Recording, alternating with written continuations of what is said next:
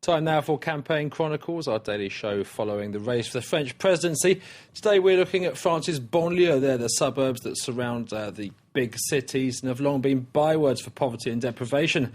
Now they're turning into a campaign, you see, with Nicolas Sarkozy trying to appeal directly to ordinary people. François Hollande set to make a big policy announcement on the subject next month. Talk more about this. I'm joined by our press reviewer, Elena Casas. Hello to you, Elena. What are the papers making of this sudden interest in the banlieue from the presidential candidates? Well, François Hollande has indeed quite suddenly decided, as he said, that it is going to be part of his campaign pledge. He's going to make a speech on the 21st of March where he's going to deliver his new strategy for what he calls the ignored parts of France. So that's Paris's banlieue, but also rural areas that have been neglected and so on. He was on a visit yesterday in the Val-de-Marne in the east of Paris, which originally was billed by his campaign team as a kind of total immersion in ordinary people's lives with no media in tow. Although in the end, according to Libération, who were there were actually more journalists than residents. Following Hollande around the banlieue. Now, they do say, though, that local people had plenty of questions to ask him while he was there about whether foreign residents will get the right to vote, about whether he's going to stop his politicians stigmatising Islam, and about how he's going to help them get to the ends of the months. Now, of course, these are areas with quite high crime rates, of 60% of people living in social housing, so they've got plenty of problems that they want him to address. But they also said to Libération's reporter then that really they feel that none of the major parties address the issues that they have, that they feel ignored, essentially, that over the course of decades no one has really paid very much attention to them. This was a big campaign issue back in 2007, more than it has been now, when the then socialist candidate Ségolène Royal was really quite popular in the banlieue. Libération says she had a way of talking to people there that went down extremely well, which François Hollande doesn't quite have. They see him as much more detached and much more less concerned with the issues that bother them, really, which makes it harder for the socialist campaigners who are on the ground there to try and get out the votes and try and get them to be enthusiastic about voting for him, as I found out when I went out campaigning with some of them this weekend in Évry. Market day in Évry in the Paris suburbs, where unemployment is high, wages low, and about half the residents are of immigrant origin. These should be classic socialist voters, and the party activists leafleting here say their message is going down well. Here, people are fed up. You want a government that talks about change, that talks about people's daily lives. The real suffering in these areas, the fragility of households, the struggles people have to get to the end of the month.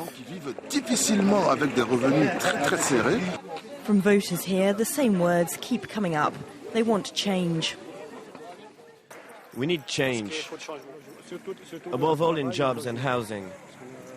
There's a lot of unemployment and a lot of misery.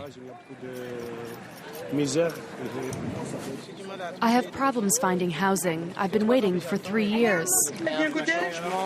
I really want concrete change to help people get out of this crisis and improve their spending power and help them find jobs.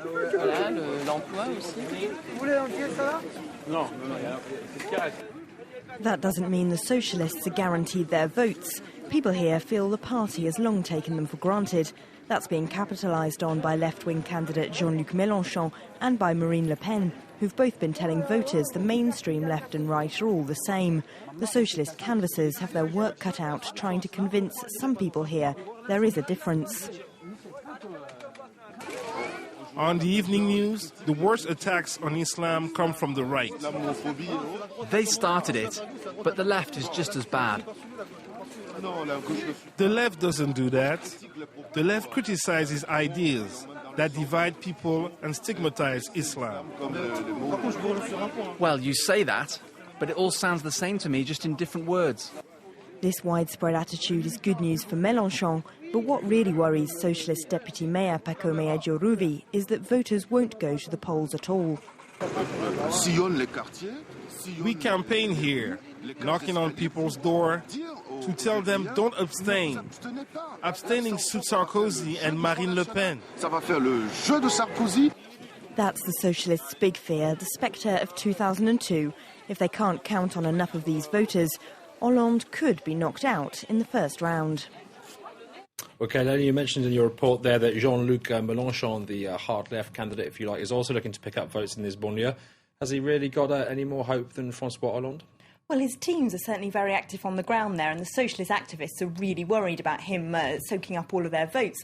But Mediapart went out campaigning with some of his troops in Marseille yesterday, and they say that actually his ideas might be quite popular, but because the people working for his party aren't any more active on the ground than anyone else, than any of the other major parties in those areas, except during an election campaign, when they turn up, people just say, you only come around every 4 years to try and get our votes, and otherwise we don't get the impression that you care any more about us than any of the rest of the parties. So while his ideas play well among those voters, that doesn't necessarily mean that will turn into actual votes.